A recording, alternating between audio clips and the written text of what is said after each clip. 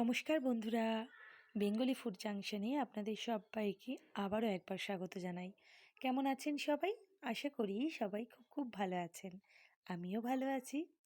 চিংড়ি মাছ দিয়ে আমরা যাই কিছুই রান্না করি না কেন, খেতে কিন্তু দারুণ লাগে। আজকে তাই আমি আপনাদের দেখাবো, যারা উচ্ছে খেতে পছন্দ করেন না তারা যদি এইভাবে চিংড়ি মাছ দিয়ে উচ্ছে আলু দিয়ে রান্না করেন, অবশ্যই এক থালা ভাত খেয়ে নেবেন।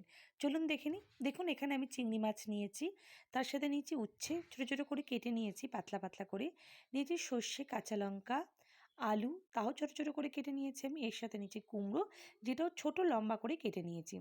চিংড়ি মাছ এখানে একটু ছোটো সাইজের চিংড়ি মাছ ব্যবহার করেছি। চিংড়ি মাছের মাথা আর বডিটা আমি আলাদা করে নিয়েছি, খুবই ছোট।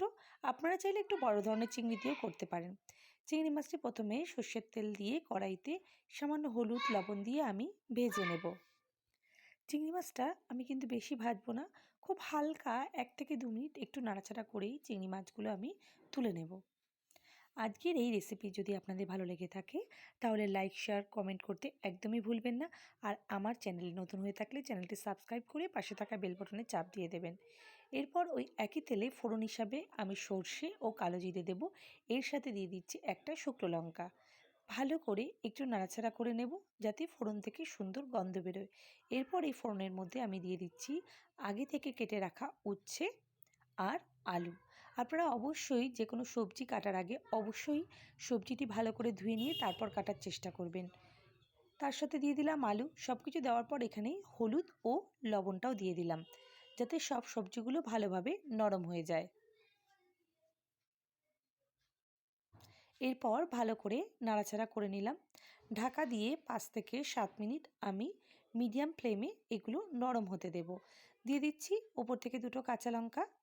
ঝালের পরিমাণটা আপনারা আপনাদের টেস্ট অনুযায়ী ব্যবহার করবেন।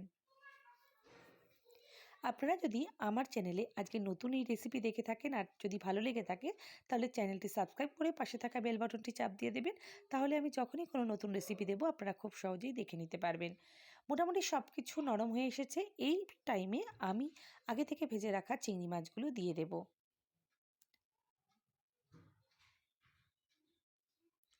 ব্যাস, ভালো করে নাড়াচাড়া করে নিয়ে আরও মিনিট 5 রান্না করব।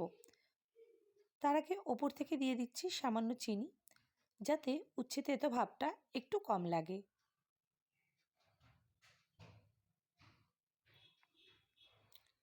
খুব সামান্য কিন্তু আমি এখানে দেখতেই পাচ্ছেন কতটুকু জল ব্যবহার করলাম। যদি আপনারা এখানে তেলের পরিমাণটা বেশি দেন তাহলে জল ব্যবহার না করলেও চলে। যেহেতু আমি কম তেল দিয়েছি তাই সামান্য একটু জল দিলাম।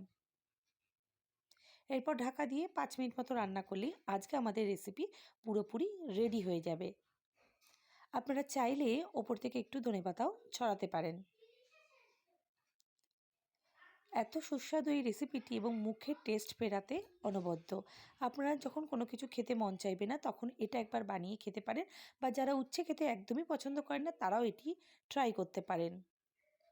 আশা রাখি বাড়ির সবারই খুবই পছন্দ হবে। সবাইকে অসংখ্য ধন্যবাদ ভিডিওটি দেখার জন্য। আর ভালো লাগলে লাইক, কমেন্ট ও শেয়ার করতে ভুলবেন না।